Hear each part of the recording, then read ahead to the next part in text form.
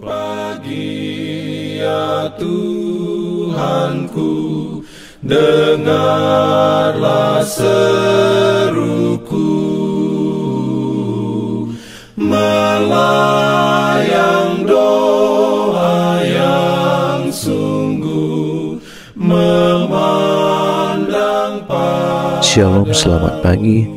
Berjumpa lagi dengan kami Pionesario Media Ministry dalam program Renungan Pagi. Sebelum kita lanjut, mari kita berdoa. Bapa kami di surga, terpujilah nama Tuhan di pagi hari ini. Kami datang tersungkur ke hadirat-Mu, rindu mendengarkan suara Tuhan pada pagi hari ini.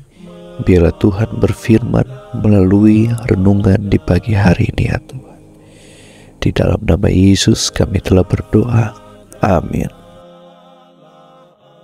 Mari mendengarkan renungan harian untuk tubuh, pikiran, dan jiwa melalui buku Bugar Selamanya.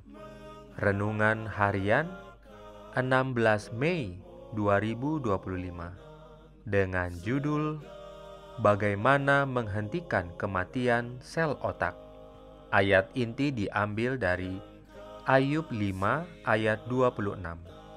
Firman Tuhan berbunyi, "Dalam usia tinggi engkau akan turun ke dalam kubur, seperti berkas gandum dibawa masuk pada waktunya." Diberikannya perlindungan dalam pimpinannya.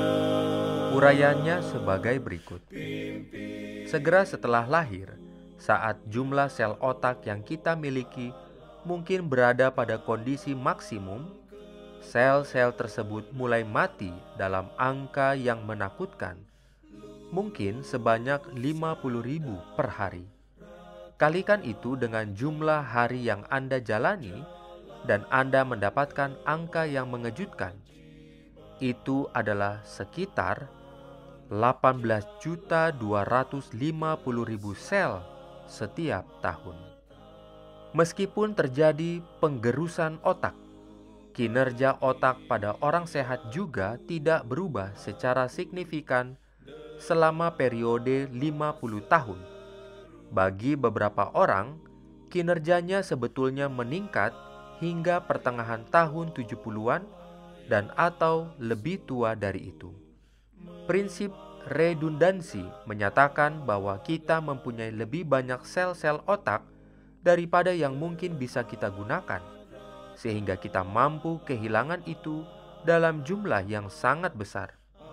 Prinsip gunakan atau hilang mungkin menjadi dasar atas dampak besar penghentian sel-sel otak ini. Mungkinkah kita tidak membekali otak kita dengan memperkaya itu melalui peluang-peluang menarik yang otak kita mampu untuk tangani? Meskipun terjadi kematian sel otak, sel-sel otak yang tidak rusak pada para lansia dapat menumbuhkan lebih banyak dendrit, menyediakan lebih banyak situs komunikasi. Itu adalah prinsip plastisitas. Sel-sel otak yang lebih sedikit itu lebih aktif dan mencari koneksi baru jika mereka diminta untuk melakukannya, bahkan di tahun-tahun lanjut. Semakin banyak pengalaman, pembelajaran, dan latihan, semakin besar jumlah koneksinya. Penurunan rentang memori dan kemampuan memproses informasi dengan cepat dan untuk mengintegrasikan informasi yang masuk menjadi menakutkan atau menurunkan semangat bagi banyak orang yang lanjut usia. Tetapi Anda bisa berbesar hati. Baru-baru ini, penelitian menunjukkan bahwa bahkan kemunduran atau kerusakan fisik dari ribuan sel-sel otak tidak serta-merta mengurangi potensi kegunaan dari orang yang menua. Mungkin diperlukan waktu lebih lama untuk memproses beberapa tugas, namun kurangnya kecepatan bisa diimbangi oleh kebijaksanaan yang lahir dari pengalaman. Hal ini juga mungkin bahwa sebagian besar dari kehilangan kegunaan ini dapat dihentikan atau bahkan dibalikkan dengan menggunakannya. Untuk kesehatan otak yang maksimal, latih semua pusat pemikiran Anda yang berbeda-beda, pemikiran logis, pemecahan masalah analitis, ekspresi artistik, pemikiran kreatif, menghafal, rangsangan sensoris, bahasa, dan keterampilan motorik. Plastisitas otak dapat berlanjut, bahkan hingga usia lanjut. Namun Anda harus menggunakannya jika Anda tidak ingin kehilangannya.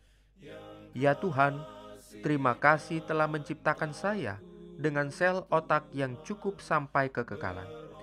Bantu saya untuk menggunakannya sehingga saya tidak akan kehilangannya. Diberikannya perlindungan dalam pimpinannya. Demikianlah renungan di pagi hari ini. Tuhan Yesus memberkati kita semua. Mari kita berdoa. Kami datang bersyukur kepada Tuhan, mengucap syukur atas berkat Tuhan di hari yang indah ini. Kami boleh mendengarkan firman Tuhan, boleh memberkati kami sepanjang hari ini, dan kiranya berkat Tuhan di hari ini menjadi bagian kami. Kami terus melayani Tuhan dengan kekuatan kesehatan yang Tuhan berikan kepada kami. Kami serahkan segenap kehidupan kami, keluarga kami, dan semua rencana kami kepadamu saja ya Tuhan. Kami telah berdoa dan mengucap syukur dalam nama Yesus Tuhan dan Juru Selamat kami. Amin.